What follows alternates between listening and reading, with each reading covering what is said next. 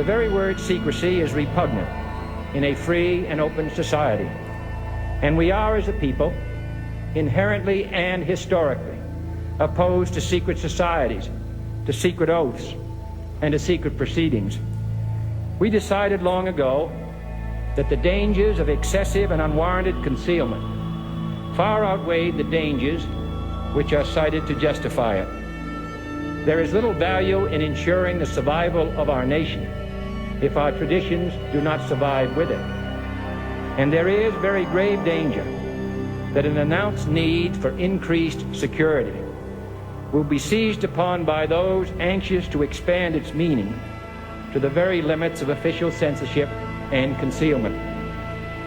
And so it is to the printing press, to the recorder of man's deeds, the keeper of his conscience, the courier of his news, that we look for strength and assistance, confident that with your help, man will be what he was born to be, free and independent.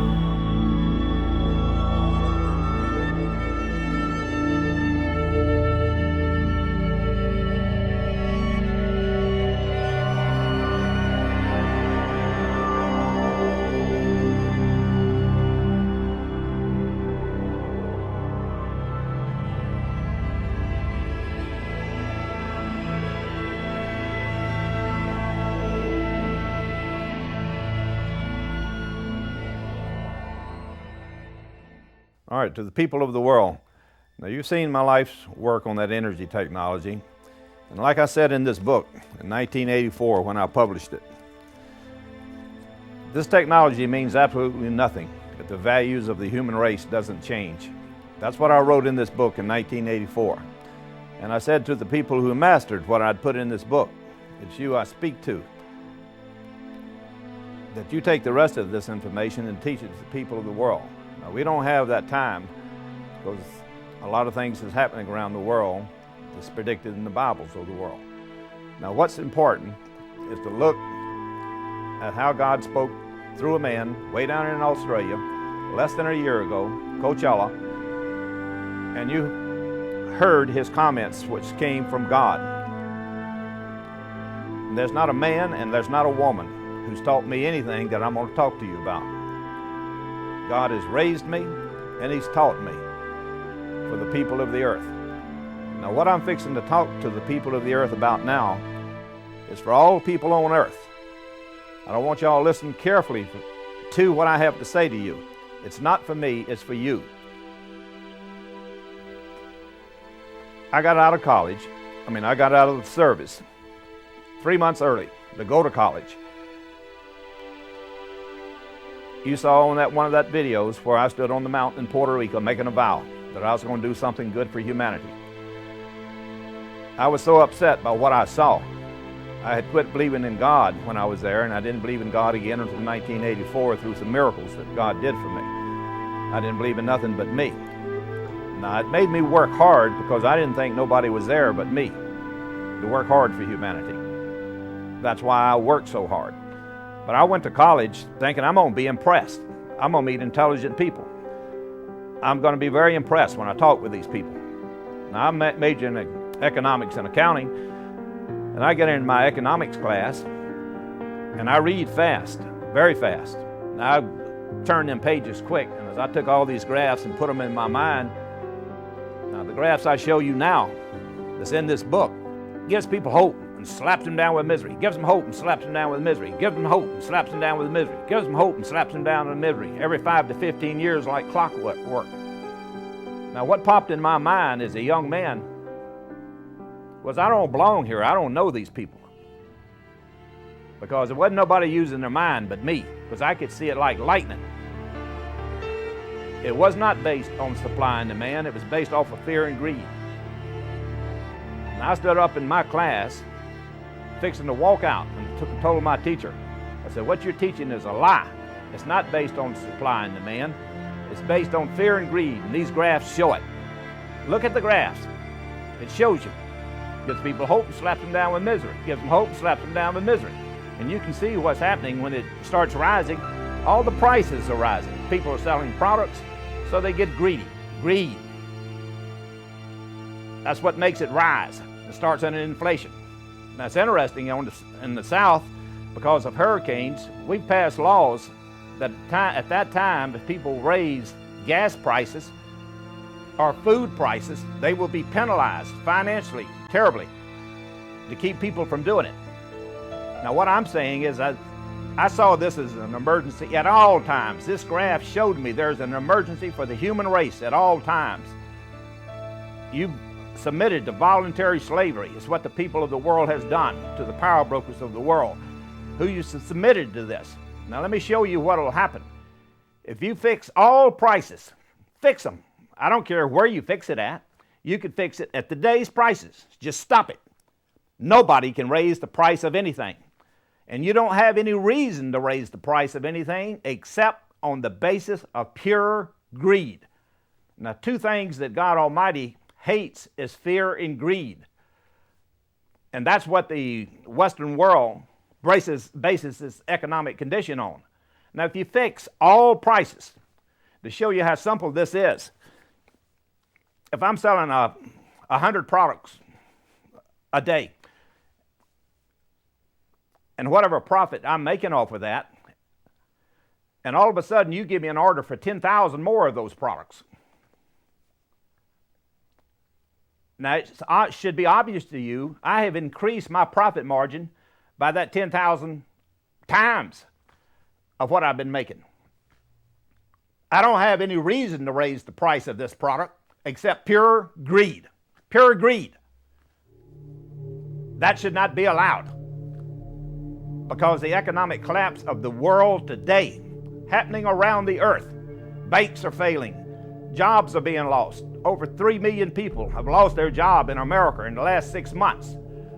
And there's more to happen. Even just recently, in the last few days, they have checked the banks and went through a little old system that they go through, which is crap, all of it's crap.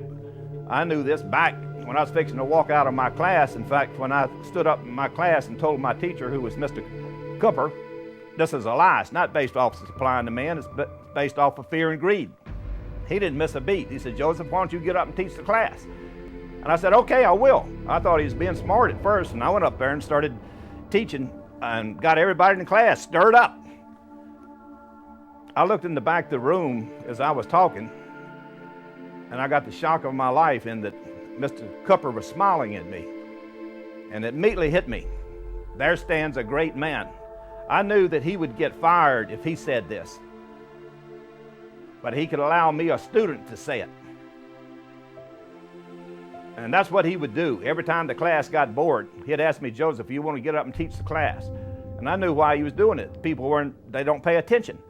I'd get everybody stirred up. And one time a girl came up to me and all excited, and she said, you're a great teacher, but you got the wrong subject. And I said, heck no, I don't. I said, let me ask you something. I said, you're planning on getting married, aren't you? She said, of course. I said, you're planning on having babies, right? She said, of course. I said, all right, you're going to do that. I said, now you're going to have some children. They get ready to go to school, 4 or 5 years old, and you're buying them clothes and trying to teach them, get them ready for kindergarten and school and etc. And I said, all of a sudden, this Great Depression right here is going to happen, just like it did in 1929. And I was born in it in 1936. I said, it's going to happen again. You're going to get fired. Your husband's going to get fired. I said, you're going to lose your house. You're going to lose your car. You can't buy your kids any clothes. And I didn't even get finished. She said, no, I don't want anything like that. I said, that's what I'm talking about. And she said, well, maybe you do know what you're talking about. She said, how do we stop it? I said, you fix all prices. You cannot have an inflation if you fix all prices. Now, anybody, I get angry because I know that by not using your mind, you've allowed this to happen. I'm right and the rest of the world is wrong. I know I'm right. I wrote to President Kennedy about this economic problem when I was in Mr. Cooper's class. Now, he was so impressed with what I wrote to him that he had his special assistant, Arrington, write me back, and he sent me what President John Kennedy was fixing to send to Congress. He had not even sent it to Congress at that time. And what he said was, the president wanted me to have this, and it was titled How to Add Momentum Back to the American Economy. I carried this down to Mr. Cooper. He was so excited, he made copies of this and gave it to all of his students in all his classes. It was no accident he was killed, because I knew he wanted to change the earth himself. He was a good man. I don't think that was any accident. If you'll do what I'm talking about, if you'll stand up in your country, it's an old saying, you form a parade and a politician and get in front of it. If you march on your capital in your country, and all of them say, I want to do what Joseph Newman says we should do. All the banks are turned over to the people, not to the power brokers. You don't, just like in the United States, it's at the Federal Reserve System. Most people hearing me talk, you think that you own the Federal Reserve System. You don't own spit. It's owned by 8 banks.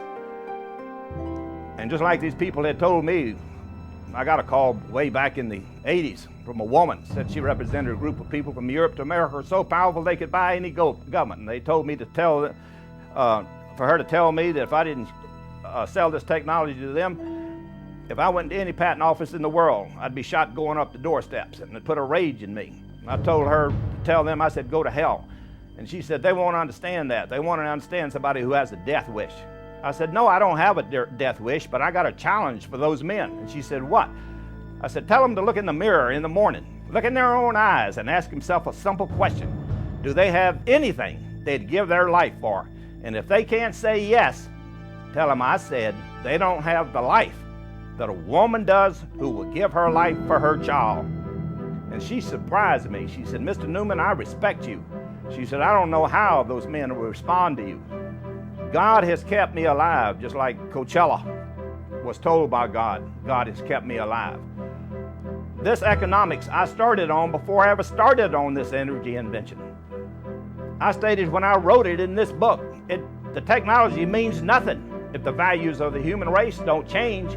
Economics, you couldn't buy this technology right now when everybody loses their job. So what good is the technology if you can't even buy it? You don't even have a job. If you'll listen to me from people around the earth and demand this is your right. This put such a rage in me. The way I met Kenneth Giddens, I read an article in the Mobile paper back in 1968 on astronomy, which I'll discuss later concerning 2012. It's very pertinent. But anyway, he called me when he saw this 2-page information I put in the Mobile paper in 1968 on astronomy, saying he wanted to meet me, and I met him. And then very quickly I got into economics. And he was telling me, he got very interested in me. He was a very unusual businessman. I met a lot of wealthy people in my life. He is the best filthy rich man I have ever met in my life. He took me around to Mobile and introduced me to every businessman in Mobile, attorneys, mayors, everybody. And he'd just walk in their office, walk past their secretary, and open the door and walk in and say, I want you to meet this young man. He's going to change the earth. And even before he had taken me in there one day, he was telling me, because I was fussing about economics and the United States was crap to the people. And he said, well, Joseph, I want to tell you, I've been to every country in the world, and I knew he had. And he said, I can tell you without exception, the United States is the best country in the world as far as the well-being of its people. And I told him, I said, Kenneth, that doesn't mean anything if the values of the human race doesn't change. And he slapped me on the back and said, Joseph, it's going to take somebody like you to come along and change it. That's when he carried me around and introduced me to every businessman in Mobile. Now, he became head of Voice of America, and you will see a letter from him in this book in 1970 that he was writing me very affectionately, and he was still talking to people about my life's work. God has raised me and taught me this information, and all of it's for you. None of this is for me. I have given my life for humanity. I was angry about this when I went to college. I'm still angry. Y'all should be angry. All this crap that's happening around the world is done by the power brokers. They want a one world government. They want to control it. They want to control you as slaves. Now, if you will fix all prices, I'm telling you, you can't have an inflation if you fix all prices. Now, use your brain. God's given you one. Why did he give it to you? He wants you to use it. If I fix all prices, how are you going to get an inflation? You cannot have one. I'm right. And I'm fighting for you. I want you to fight for yourself and for your children yet unborn. If you will go, and all of you, march today and march to Washington, D.C. and demand that this be done, all the banks will be owned by the Federal Reserve, which will be owned by the people. Now, the whole basis of when they set up a bank, because I took economics, I know what it says about banks. They go into a city and it's told a bank is going to stimulate business. Well, that's a bunch of crap. All you got to do is look around the world right now. They're bankrupting the world. They got real greedy. They caused all this to happen. Now they're saying they want billions of dollars from the taxpayers, and you're going to have to pay your children. You won't pay it. You'll be still paying it when you're dead and gone. Your children will have to pay it. Voluntary slavery you placed on them. I'm angry. I've always been angry. This energy that you feel from me is for you. If the people of the earth will just use your brain. If you own the banks, it's by the Federal Reserve System. Right now, they print money. It's not backed by any gold.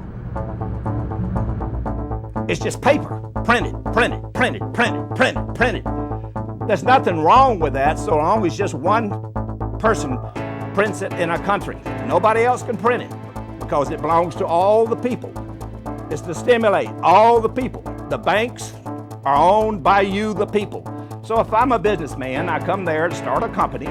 Now when I borrowed this money, I don't have to pay any interest on it. Why? Because the bank wants to stimulate business. It's not there to make a profit. The banks are owned by the people. It doesn't need any money because he can print it whenever it wants it.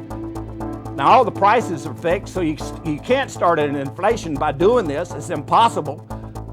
All you will do is people will get materialistic things, more and more and more and more and more and more. The economic graph and the well-being of the people of the earth. If you can't have an inflation, then you won't have a deflation. Depression as well. The reason is simple. You will always be producing stuff. People will always be buying it. I've always said that, contrary to what business people say, that the laborer and the businessman are enemies. They're not enemies. Neither one can work effectively unless they're both working full time. And all you got to do is look at this economic graph and see this. As soon as you start this depression, the manufacturers have to close down.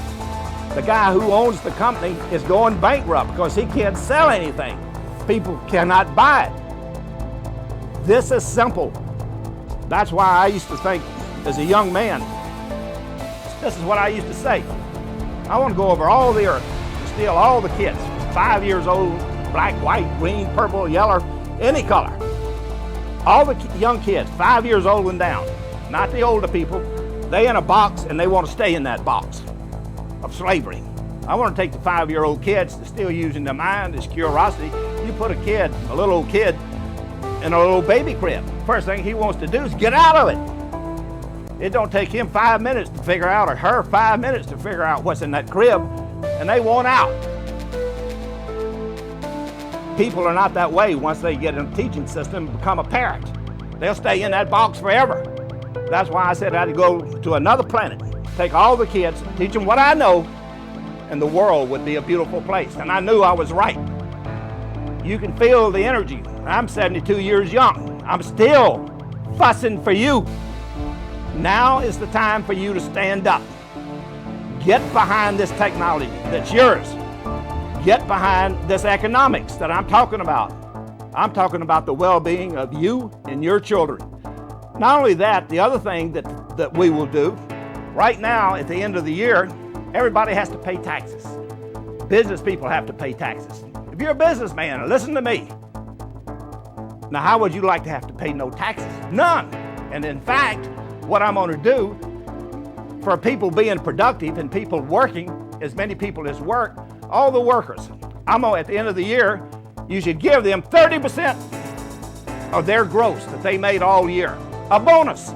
at the end of the year and they pay no taxes. Now what's going to happen is then they're going to spend this money on products and etc. But as long as you keep all prices the same, all prices, nobody can raise their price. I don't care if you sell 10 jillion a day. Now the only reason you want to raise your price is pure greed. You don't have the right to raise that other than the pure greed, because you're making a phenomenal profit. If you make a profit off of 100, it's obvious. If I give you an order for 10 million of them, your profit margin goes phenomenally up. It's a no-brainer. And anybody who says other than that is just a plain liar. And you don't have the right to do this evil at the cost to every other human being that buys your product. You don't have that right. And you, the people, must speak out about it. You must enact these laws. It's an old saying, you form a parade and a politician will get behind it. This is what I wanted to tell you that was a fire inside of me. As a young man, when I just came back from Puerto Rico and stood on a mountain and made a vow, and I went to college thinking I'm going to be impressed. I'm going to meet intelligent people. And as soon as I get in there, my first thought was, I don't belong on this earth because I don't know these people. They graft their mistakes and repeat it every 5 to 15 years like clockwork, giving people hope and slap them down with misery. Give them hope and slap it down with misery. And I'm reading these terrible things that's happening to the people who had to go through this Great Depression that I was born in 1936. And I saw people come to my grandmother's house and they would beg for a sandwich, and they would do any work that she had. And I was about 4 and 5 years old, but I still remember it like it was yesterday. There's people going to be doing that right now. They don't have food, and they're outraged about it. It's easy to fix this. God Almighty has given me this knowledge. Stuff jumps out at me. I don't have to think about it. It hits me like lightning. And it put a rage in me, just like Kenneth Giddens introduced me all those business people, and I was fussing constantly when I was young. I fussed to everybody, businessman, every person I met. This needs to be changed. And a guy who was religious one day heard me and he said, Joseph, you need to think about something. I said, what? Except for the grace of God, there go you. And I was fussing about people not using their mind who allowed this. But when he told me that, except for the grace of God, there go you. And I didn't believe in God at that time. I didn't believe in nothing but me. But when he said that, it made me shudder. And I even said a quick prayer, because this was my prayer I made. I said, God, if you do exist and you have given me this knowledge, I thank you, because I didn't want to be a rock. Now, if you can't see this economic graph, and that's what I used to tell students in school, you're a rock if you can't see this. I'm right, and the rest of the world is wrong. That's why I have a rage in me. How many people right now are hurting around the world? You got your job, you're not worrying about them. Better than 3 million people in the United States are without a job in the last 6 months. I guarantee you those people are listening carefully to what I'm saying, because their children are hurting. They're worrying about their children and their future. You should worry for them. I worry for them. Hell, I've been worrying for them for years. Listen to me. God has given me all this information, just like Coachella said. This information is from God, and he puts a fire inside of me. John Kennedy appreciated what I was saying when I wrote to him. That's why he sent me his information titled, How to Add Momentum Back to the American Economy, before he ever sent it to Congress. And Mr. Cooper made copies of it and gave it to all his students. I guarantee you, if any of those students are still alive that I used to raise hell to, they're smiling now and said that Joseph told us this. What's happening around the world, he predicted it when he was raising hell out of us back then. I'm sure that girl has hit her like lightning if she's still alive when she hears what I have to say. I want you to look at the energy technology. I have fought, given my life, taken all kind of gruff, climbed a mountain in reality to get this technology out to you, the energy technology. But it doesn't mean anything if you don't do the economics.